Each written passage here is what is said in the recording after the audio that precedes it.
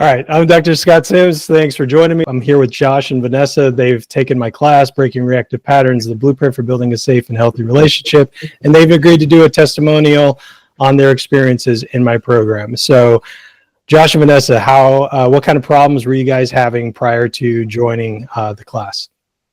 Yeah, a lot of reactivity on both sides of the fence. They're unable to listen to each other, constantly arguing, but never really coming to, of course things would calm down, but, nobody ever felt heard or listened to, and just a lot of anger on my side, and a lot of, emotional outbursts on Vanessa's side, and then just never really hearing each other, really never being able to just stop taking things personally and just hear the other person out, and without turning into the the volleyball, well, you did this, and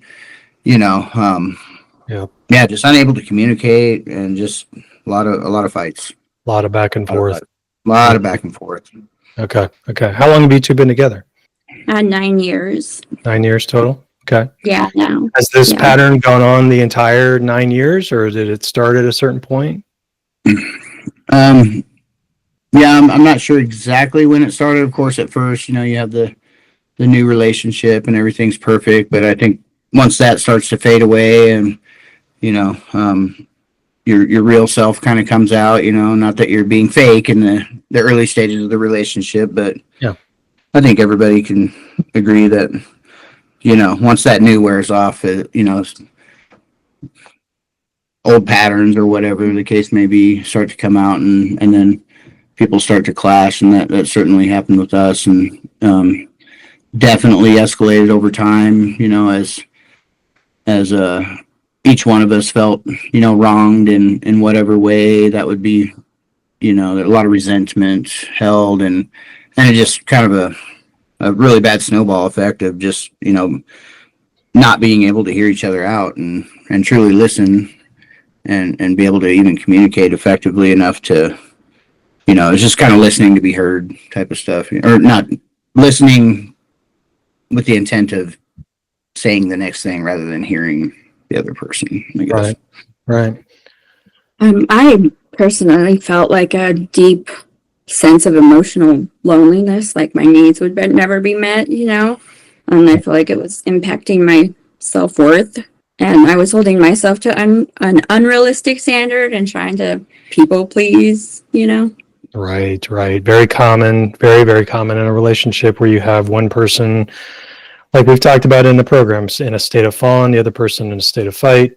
And that clash creates a very lopsided dynamic inside the relationship where there's a hierarchy that just is toxic or dysfunctional, right? Mm-hmm. So what do you think was the biggest challenge that you were facing that, doing this as a couple? Like you're the first couple that ever joined the program together. And usually what this program is that people join this individually because they're kind of working on their own individual patterns. You two did it as a couple. What was that like for the two of you? For me, it was hard at times, to, I guess, feel like I could, really just be honest, give honest answers. But then I guess it was really hard to, especially at first, to just be able to listen to Vanessa and have her tell the group, her version of things, because these are the things we'd talk about in private where I'd be like, no, you said this, and the fight would ensue, but to have to sit there and hear her out, was hard for me, because I didn't agree with a lot of what was being said, or I felt the need to defend myself. Right. And, so that was a challenge, but, in the end, it was definitely worth it, but yeah, it was hard for me. Okay. I'm not sure. Yeah, it was definitely hard for me, especially with the fawning. I felt like I wanted to be truthful and honest because I wanted to heal the relationship, but I also didn't want to hurt anyone's feelings or make it seem like I'm bashing my husband. Right? Yeah. Yeah. Don't want to start new fights inside the program they're supposed to be Right. healing the Yeah. fight, right? Yeah. Yeah, Yeah. because that really did happen when we went to couples counseling. We would go to couples counseling, and then afterwards we would just fight.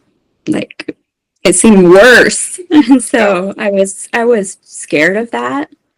Mhm. I also went in feeling kind of like Josh was more of the problem, which is really more hard for me to admit now. I mean, which now I don't feel that way. What changed for you? What was different? What was the shift for you, Vanessa? I didn't, I wasn't aware of how my actions were impacting the relationship. Okay. Um, I would, Josh would get angry, and it would just be like I would say, okay, it's your problem now, Mhm. like that's the big issue. If you wouldn't get angry, and we could talk about it, Mhm. then there might be somewhere to go. But until you stop getting angry is what I thought. Extremely common, because this is that kind of reciprocity part, right? It's the person that is the biggest and the loudest is the one that gets the most attention. But when the other person can kind of fly under the radar to like, well, that's not my issue. You're the one yelling and screaming. I'm not yelling and screaming. You are, So what, just specifically for you, Vanessa, what did you start to see was your responsibility, and what were you doing to kind of contribute to the problems? Well, for one, I was holding unrealistic expectations, and I was not hearing my part. I wasn't hearing Josh. I would, once he would get angry, I would just block it out. Mhm. It's hard. It was hard for me to, I was like, if he gets angry, I just wanted to shut down and put it all back on him. Well, how did you come to those realizations? Specifically from working in the Um, program, what kind of Well, like, what were you learning that kind of shifted you into realizing this? when we started learning about schemas, Okay. I realized that I had an emotional deprivation schema, and I also had a punitive, Hmm. unrealistic expectations. There was actually an example. Josh had said a lot of things to me, and I never understood what he meant. And when I would push to like understand what he meant, he'd be like, he tried to explain it to me, but I wasn't getting like the full, Picture. Hmm. yeah. And so I would try to like look things up and, not, social media is kind of your enemy when it comes to that. Yeah. Everything is Uh-huh. kind of geared towards you look up something like, Hmm. oh, if my partner says this to me, then Hmm. it's coming up with, they're being gaslighting you, or they're this or they're that, and Yeah. so I try to get help, right? Like, and usually you go listen to something and it just like redirected it back to everything being his fault. Hmm. And but it wasn't like I wasn't trying. It was just You just didn't know what to work on. I mean, that's the common thing that I think that I find in every single person that joins the program is that they know there's a problem, but they just don't. They're looking to solve the problem in the wrong area. Like Mhm. couples look to improve their communication when in reality they need to look at, fixing their dysfunctional beliefs. For you, Josh, what same kind of question? What were some of the turning points for you through this process? Yeah, I mean, honestly, the program kind of confirmed a lot of the things that I had already been working on in individual therapy. I'd been kind of in and out of therapy for a number of years, pretty consistently before I started this program. And so that, the doors were open, but, Mhm. the information was there, but I couldn't quite put it together because of the roadblocks in my relationship, and I'm Yeah. the type of person that carries the weight of the world on my shoulders. And so it was easy for me to believe that everything was my fault. I've oh, I got this anger problem. God, if I could just squash it down and not get mad, then, then everything will be fine. And so, it all made sense to me. And so it just, I guess as Vanessa was able to kind of start opening her own doors, it allowed me to kind of see things in a different perspective. And just open those doors even wider for me. Definitely a lot of hard work was put into it. I'll say this, the program's not for the faint of heart. You better be ready to open, to really dig down deep, but, and don't be afraid of what you see. But if you're really ready to do that, I mean, which is what we both did, it's worked out really well. Yeah, at first it was kind of, I had heard this story about, I was reading about emotional deprivation, and there was a story that said, it's like when you invite your friend over, but there's a snowstorm coming, and that there's all this stuff going on. And so you pretty much know they're not going to come over, but you do it anyway. And then when they don't come over, you hold that like against yourself. And then I started thinking of like examples. I started thinking about fights or whatever that we had been in.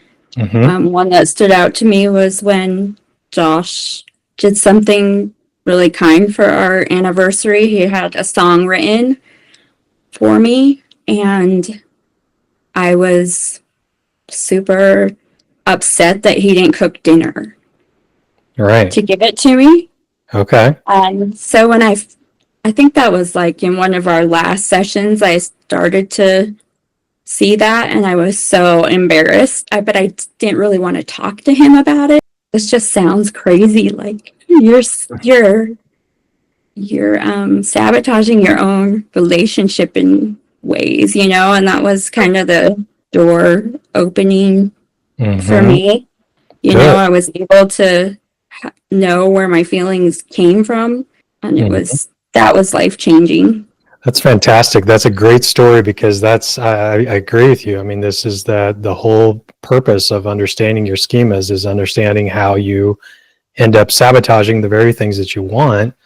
And like you just said, Josh, it's not for the faint of heart, because you're looking at the deepest layers of your psychology, and you're really trying to understand what's down there. And it takes courage, just like you said, Vanessa, to admit that I'm like unconsciously like pissed off at you and angry at you because you didn't make dinner, but you gave me this great gift. And so that's that. Like I'm looking at it from that. I'm only focused on what I'm not getting, not what I am getting. And because that emotional deprivation schema constantly keeps us in scarcity or lack, right? It's always focused on what I'm not getting. So important, because if you have a punishment schema as well, then you're going to act in ways that are rather punishing to your partner. And then he's going to feel like he's failing, or nothing's ever enough for you. And now here we go. We're going to go into a conflict pattern, right? So it just takes, one person or both people to really, have the courage to look at yourselves instead of just solely focused on the other person, what the other person is doing. Because that's the number one mistake that I see in every couple, is that both partners focus on the other person and what the other person is doing that's causing pain to themselves, rather than looking at themselves and seeing what they're doing to cause pain to their partner. And because that's truly the only thing you control. You don't control what the other person does. You control what you do. So you're talking about how the program helped you. You also mentioned earlier, you said that this, this kind of exposed some things about your relationship that made it really tricky to go through this together, because you are looking at those very deep patterns. How would you describe your process and kind of like working through that together, and then kind of like where did you start to see things really shifting in a really positive direction? I would say for me, kind of going back to what you just said, which I guess if I could answer your question earlier again, I would repeat what you just said. Kind of just being able to focus on yourself was the hardest thing of this class for me, being in it with my wife, put quite simply. But having to constantly remind myself that, I'm not here to defend myself. If she weren't here, I wouldn't be defending myself to the rest of these people that I'm getting to know that I may or may not ever meet. I'm not going to feel the need to defend myself. I'm here to work on me. And, my wife happens to be here working on herself as well. No matter what happens, this is, you're ultimately here for you, which in turn, hopefully at the end of the day will be better for the relationship and the family. But those constant reminders, a lot of deep conversations. Did this program help spur on conversations that you never would have had without it? I guess something important that, people should know is that we actually, after the program, basically broke up. When that happened, I was able to work on myself and, realize that where these feelings came from and that I wasn't too much, and I was able to see how my family impacted things, and how basically I was carrying this, I was doing these things in all of my relationships, and as a child. You really started to see the pattern. And I had been in therapy too since I was, 18 years old, and I thought, I've done so much work on myself, like, how is this happening? It was just a lot of self-reflection. So you guys broke up for a period of time. What made you just go ahead, Josh? Yeah, I guess, in all transparency, as the class, neared its end, which, it doesn't end. We still meet every week, but as we finished, the initial program and began having those conversations that we were unable to have before, I kind of lashed out. I was just like, all this time, you made me feel so guilty. And I've been trying to tell you some of these things, although I'm certainly not able to formulate them like Dr. Scott's able to. I wish I could, but, you weren't hearing me. And I just lashed out a little bit. And, even though there was progress and work being done on Vanessa's part, I had enough. We almost got a divorce. And we spent some time apart. Of course, we have children, so we were still talking all the time and everything. And it was rough there for a while. But when I was finally able to take my defenses down just a little bit and just hear Vanessa, and it was hard for me to trust her at that point. Because basically, for so long, I had felt like I was crazy. And, I would try to say these things to her, and then she would find something on the internet or whatever. And then, of course, I'm trying to have conversations around those, but then I'm constantly questioning myself. Like, am I gaslighting her? Am I truly a narcissist? And all these things, right? And, and then I found out that I wasn't. And which I knew the whole time, but of course, that doubt and wanting to carry the weight of the world on my shoulders. So I lashed out a little bit, and we almost split up. When I was able to have a calm, rational conversation with her without either one of us going back into defensive mode, which did happen from time to time. When we were able to sit down and talk, and neither one of us got defensive, I saw that she meant what she said. She was, truly trying to take ownership of whatever actions on her part contributed to things, and was willing to listen to me. And I mean, it was like a light switch. Our relationship is literally night and day. I mean, I wasn't happier when we were first together than I am now. I mean, even in that new love, there's nothing like what we have right now. So you guys needed that almost deconstruction to completely rebuild, right? And that's, I mean, I always tell everybody, for full transparency, I always tell everybody, if they are joining this program, there are no guarantees for your relationship, but that is true no matter what. There's no guarantees that if you don't take this program, that your relationship's going to make it, right? But this program gives you an opportunity to truly understand yourself in a totally new way and help you really know what you have to change in order for a relationship to truly grow and to make it better.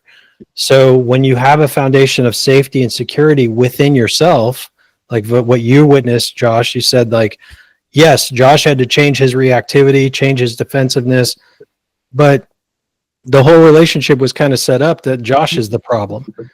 Once Vanessa realized, like, oh, I've got problems too that I'm projecting onto Josh, and I'm instigating some of this defensiveness and reactivity in him, that once you both took full responsibility for yourselves, now you have the ability to really work together because you know how you trigger each other, you know how you affect each other, right?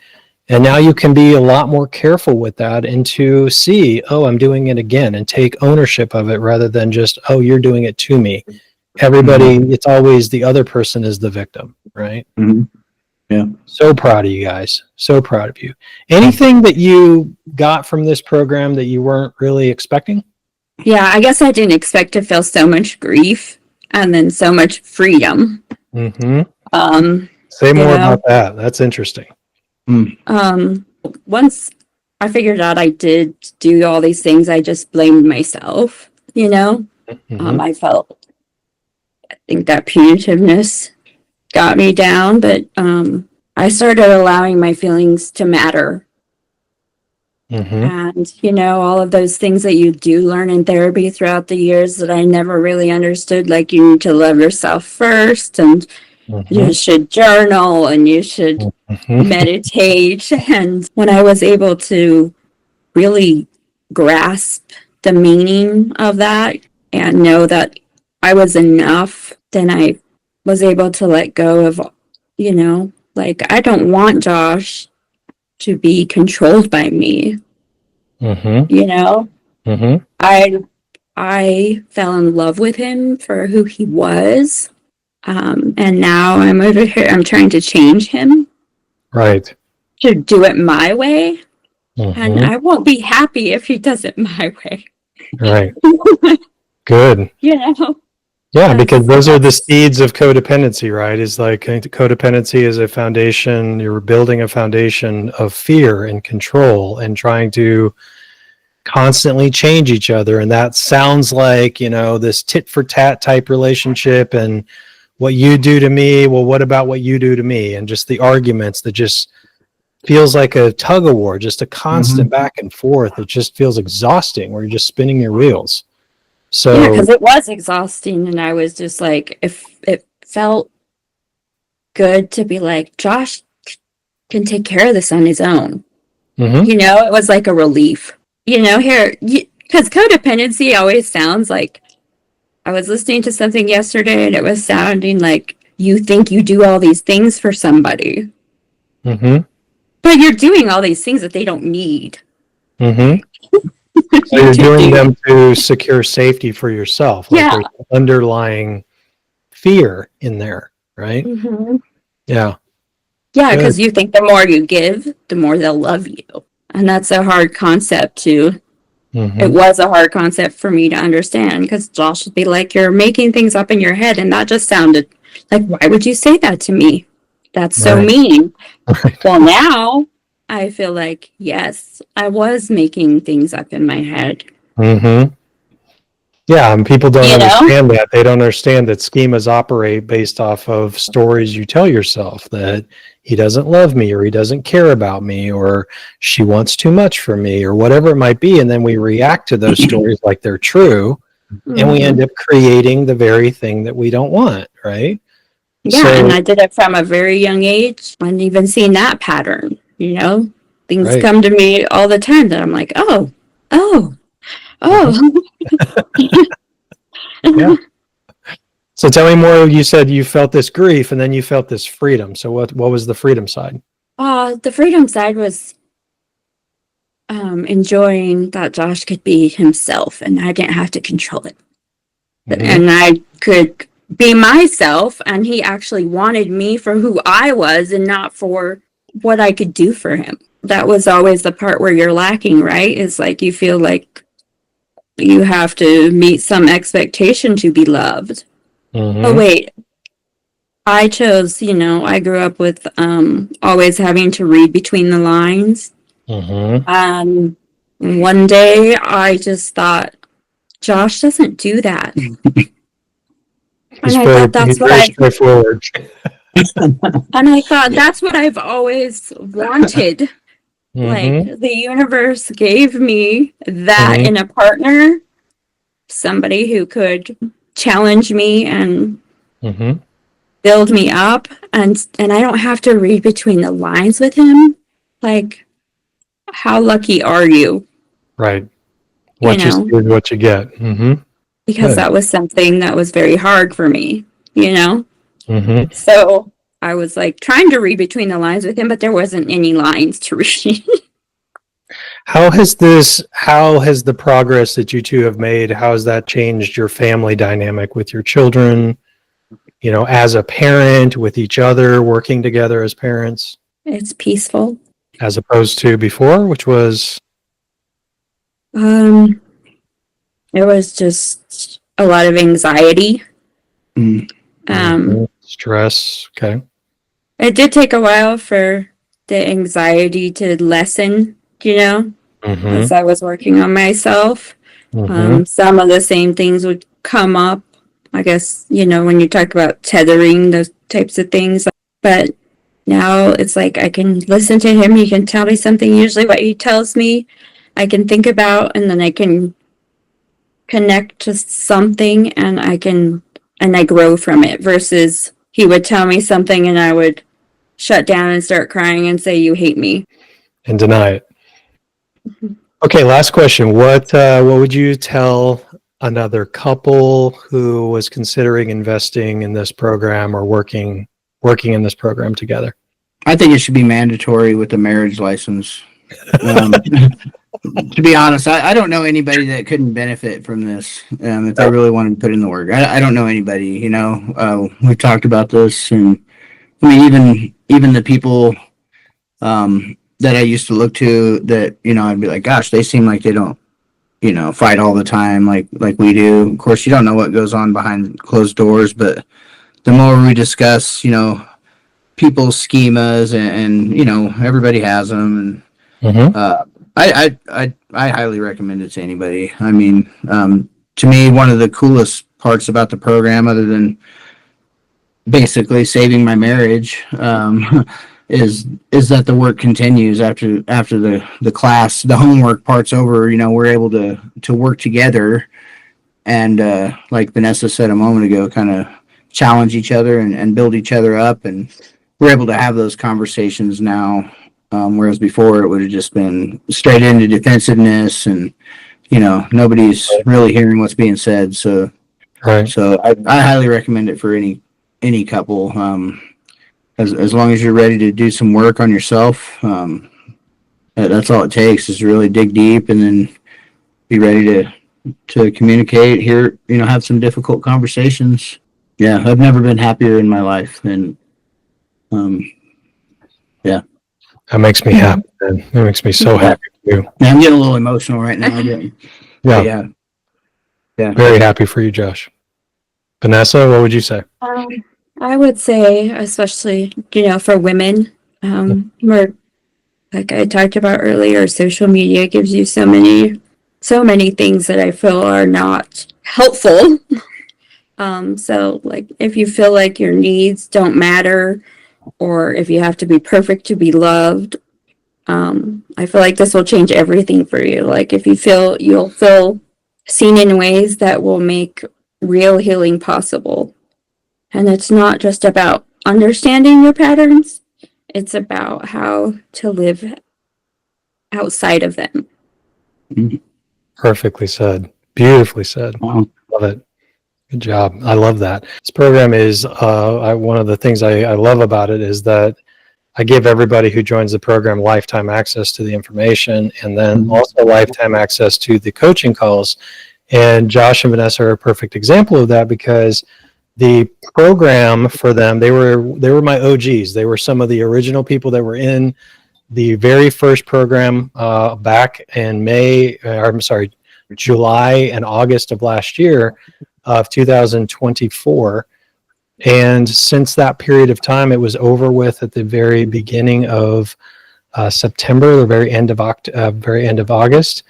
And one of them has shown up every single week to our coaching calls, our live coaching calls for 2 hours each week. And, so, the growth trajectory continues and can continue indefinitely, because you can always help somebody else who's new into the program, and you can always learn a little bit more about yourself by just keep talking about these things, so I just love the fact that you guys took a chance on me, took a chance on the program, because I know that, it was brand new when you started.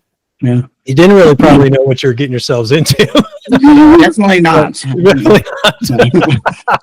But I am so glad that you did, even during that really dark time where you guys did separate for a short period of time. I'm just so grateful that you found your way back together, because this is truly what real growth is. As cheesy as it is, because it's so damn cliche to use that, explanation of a caterpillar has to completely dissolve down to goo and then rebuild itself inside this cocoon to get into a great state of a butterfly. And that really is what this is kind of about, is breaking down these patterns so that you can rebuild yourself into a healthy adult and just become a totally different person. Yeah, it's truly life-changing. Thank you, Vanessa.